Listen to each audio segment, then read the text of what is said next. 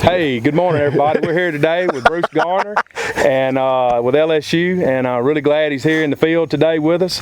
And we're here looking at the LSU row rice, and we're at day 75 right now. We've caught this at day 75. Let's talk about what we've done today, Bruce. Yeah, this is the type of where the time of year when it gets kind of exciting in a variety trial. We've got the 8 varieties, the 7 varieties that are in the trial, plus the buffer on either side of the Gemini. At 75 days, we can really look at where we're at developmentally, that's really kind of neat. We've got the full gamut from some of one of the varieties that's just now getting in the boot really solid, to we've got a variety down on the end that you could almost say is flowering. I mean, you've got florets already out. Probably in a week's time, that rascal will be honest to goodness flowering. Yeah, and we've got everything in between. Full head, ready to go. Out, so. Jason, what have we done up to this point in the past couple of weeks? So, you know, we were talking just a minute ago, me and Bruce, and we were really discussing kind of where we've been. So we're going to back up. So if we're at day 75, we're going to back up a couple weeks here.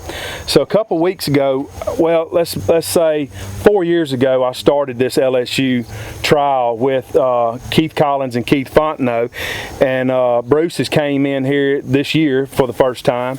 So one thing that I've learned, I guess more than anything, out of this whole LSU trial that we've done, is Keith Fontenot taught me that to get smut, to take care of kernel smut, we've got to put this propiconazole out at a 2-inch panicle. So you've got to get out in your field, pull those stems, cut them open, see where you're at, and if you find that 2-inch head that's down in there, or that 2-inch panicle that's in the sheath, it's time to fungicide.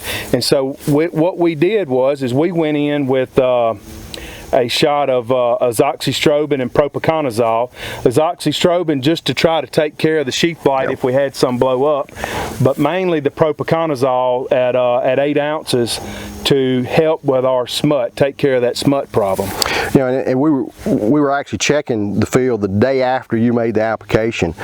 We got in here and got to splitting stems, and we were right on the money. It was right. We were 1 7/8 to 2 inches just across the boards. So that really was really very timely. Right on. And also 2 weeks ago, 12 to 14 days ago, we came out with our last shot of nitrogen. Yeah. So give it that one last kick right there before we get to this rice really heading and starting to feel grain out. Well, we're about to start making some serious grain in the field. I walked it a couple of times, just really taking a hard look at it. Seeing very little disease pressure, very little sheath blight, if any at all. Good and clean. You know, we started out strong with a great stand. Like I said, 75 days in, it's really kind of fun to watch the different varieties and how they start performing. It is. I think the next big thing is when we pull the combine in the field and we start getting some yields on it, to see some of these varieties look really good right now, but when we put the combine on them, when we start loading the wagons up, I think that's the tale of the tape there. That is. You know, we've in the next coming weeks, the next couple weeks, which it looks like we're going to have decent weather for pollinating. I mean, that's going to be critical. That's really our next critical step, is let's get this rice, get the heads out, get the panicles out, and let's get this rice pollinated. Again, cooler weather. A little bit cooler weather. We're looking to today, like we said, is August the 6th. And this morning it was 64 degrees. It was glorious. Unbelievable beautiful. For people outside of Louisiana, outside the South, you may think 64 degrees is not cool, but it's low humidity, 64 degrees. I heard gumbo pots rattling in South Louisiana. But what we're thinking about now is the next few days, according to the weather forecast, long range weather forecast, hot and dry. You know, so that'll help to get these panicles out, I think. Yeah. And then we need things to kind of moderate a little bit when we start having some pollen out.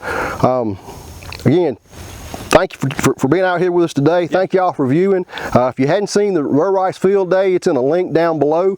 Take a look at it. A lot of good information there. We'll check back with y'all in a couple of weeks when we start getting some heads out. Thank you. Thank you.